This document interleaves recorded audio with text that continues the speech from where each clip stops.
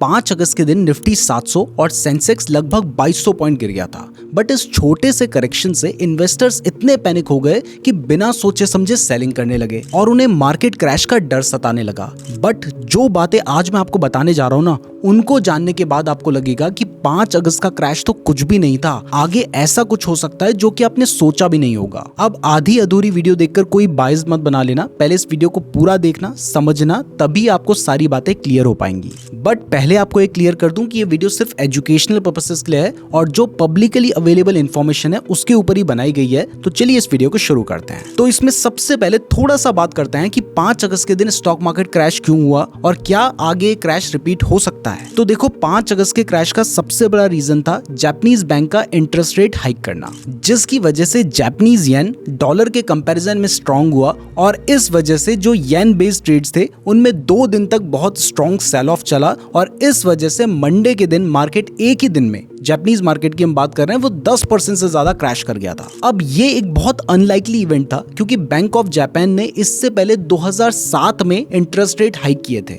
और इतना बड़ा फॉल लास्ट टाइम निकेई में अक्टूबर 1987 में आया था, जिसको ब्लैक मंडे भी कहा जाता है। बट देखो, ये मार्केट को पैनिक करने वाला एक शॉर्ट टर्म रीजन था और आज जो निकेई है वो वापस से रिकवर कर गया है। लेकिन 5 अगस्त को मार्केट गिराने के पीछे कुछ और भी रीजंस थे जो कि फ्यूचर में रिपीट हो सकते हैं। इसमें सबसे पहला रीजन है यूएस में अनएम्प्लॉयमेंट रेट का बढ़ना और ये जुलाई में 4.3% पहुंच चुका है, जिसकी वजह से यूएस में अनएम्प्लॉयमेंट बेनिफिट के लिए जो एप्लीकेशन आती थी वो बहुत ज्यादा बढ़ चुकी है और जब लोगों को नौकरी ही नहीं मिलेगी तो इसका डायरेक्ट असर यूएस इकोनॉमी में देखने को मिलेगा और इससे यूएस इकोनॉमी में एक स्लो डाउन आ सकता है। और ये तो आपको अच्छे से पता है कि जब अमेरिका छींकता है तो पूरी दुनिया को सर्दी लग जाती है। मतलब अमेरिका में जो कुछ होता है उसका असर पूरे वर्ल्ड पर पड़ता है। तो एक तो यूएस इकोनॉमी में स्लो डाउन आने का खतरा बना हुआ है, बट इतना ही नहीं, गोल्डमैन सैक्स का कहना है कि जो रिसेशन की प्रोबेबिलिटी है वो 15% से बढ़कर 25% हो चुकी है। लेकिन गोल्डमैन सैक्स ने यह भी कहा है कि इकोनॉमी अभी भी सही है और आगे अगर कोई दिक्कत आती है तो फेडरल रिजर्व इंटरेस्ट रेट को कट करके वहां की इकोनॉमी को स्टेबल कर सकता है। तो अब ध्यान से सुनो कि जो फेडरल रिजर्व की नेक्स्ट मीटिंग है ना,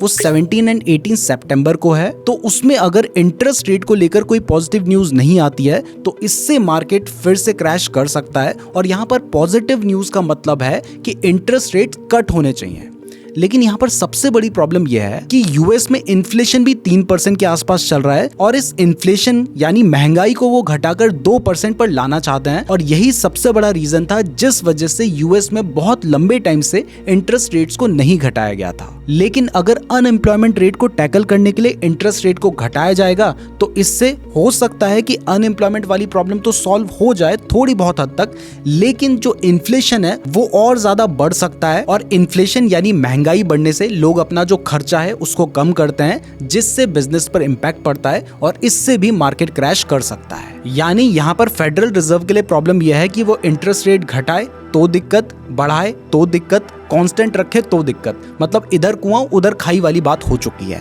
दूसरा देखो, मार्केट को ना तब तक बहुत ज्यादा फर्क नहीं पड़ता जब तक मार्केट ओवर वैल्यूड ना हो, लेकिन ये जो वैल्यूएशन है इसको एक्यूरेटली पता करना बहुत ज्यादा मुश्किल होता है। लेकिन बहुत सारे एक्सपर्ट्स के अकॉर्डिंग जिस हिसाब से अभी ज्यादातर स्टॉक्स का पी बढ़ रखा है, पी यानी प्राइस टू अर्निंग रेशियो, ऐसे में हो सकता है कि मार्केट अभी ओवर वैल्यूड हो और कोटक इंस्टीट्यूशन इक्विटीज के अकॉर्डिंग अभी मार्केट 3 कैटेगरी में डिवाइड हो चुका है, जिसमें उनके अकॉर्डिंग फाइनेंशियल सेक्टर का वैल्यूएशन तो अभी रीजनेबल है, लेकिन ऑटोमोबाइल, कैपिटल गुड्स और पीएसयू सेक्टर का जो वैल्यूएशन है वो यूफोरिक लेवल पर है, यानी बहुत ज्यादा बढ़ चुका है उनके अकॉर्डिंग। इसके अलावा जूलियस बियर, जो कि one of the largest wealth management company है, उसके एमडी मार्क मैथ्यूज के अकॉर्डिंग इंडियन मार्केट अभी बहुत ज्यादा ओवरवैल्यूड है और वो चाहते हैं कि इसमें एक पुलबैक आए। मतलब इनके अकॉर्डिंग मार्केट ओवरवैल्यूड है, बट इन सब की बातों को तो हम एक बार को इग्नोर कर देते। लेकिन मार्च के महीने में सेबी चीफ माधवी पुरी जी ने खुद कहा था स्टॉक मार्केट में फ्रॉथ या फिर बबल बन रहा है, तो अगर मार्केट ओवरवैल्यूड है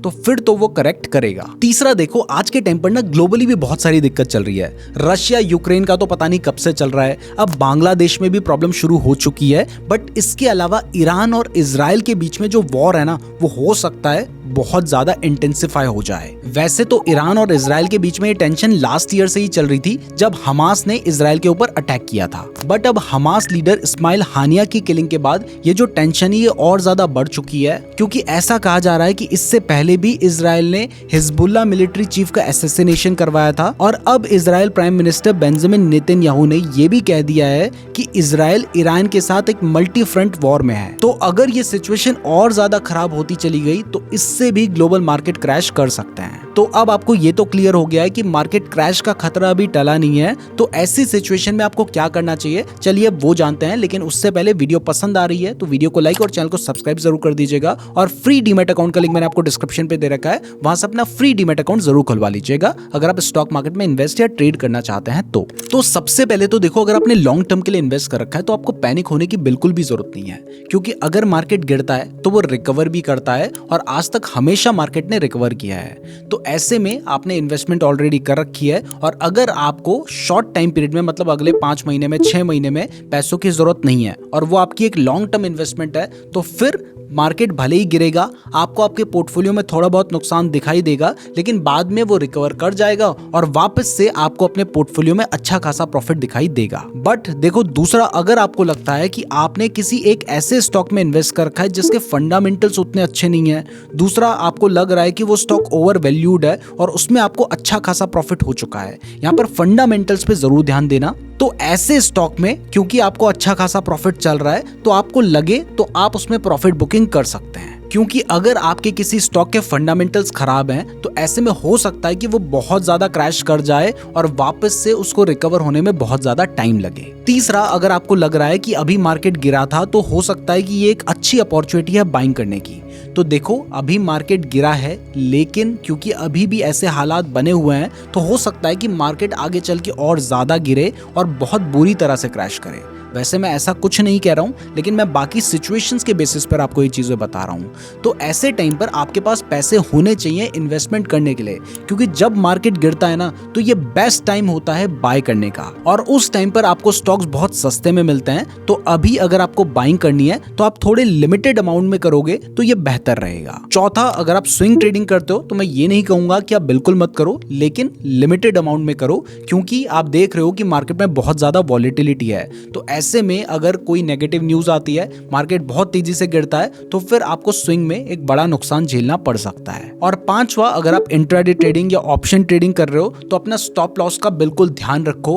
अपनी जो ट्रिगर प्राइस है और स्टॉप लॉस की प्राइस है उसके बीच में थोड़ा सा बढ़ा के डिफरेंस रखना, ताकि अगर मार्केट बहुत तेजी से गिरे तो आपका स्टॉप लॉस एग्जीक्यूट हो पाए। और वहां पर भी आपको अपनी कैपिटल को लिमिटेड रखना है, मतलब सारा पैसा अभी मार्केट में नहीं घुसाना है। इसके अलावा अगर आप ऑप्शन ट्रेडिंग करते हैं तो वहां पर अगर आप अपनी पोजीशन को हेज्ड रखेंगे तो वो ज्यादा बेहतर रहेगा। वैसे आपको क्या लगता है कि मार्केट फ्यूचर में क्रैश कर सकता है, इस महीने कर सकता है, अगले महीने कर सकता है, कब कर सकता है, यह हमें कमेंट में जरूर बताइएगा। आपने कमेंट जरूर करना है ताकि बाकी लोगों का भी आपका ओपिनियन समझ आए। वीडियो पसंद आई है तो वीडियो को लाइक और चैनल को सब्सक्राइब जरूर कर दीजिएगा। फ्री डीमैट अकाउंट का लिंक डिस्क्रिप्शन पे दिया गया है, और अगर आप स्टॉक मार्केट के बारे में बिल्कुल बेसिक से सीखना चाहते हैं तो आप ये वाली वीडियो देख सकते हैं। धन्यवाद।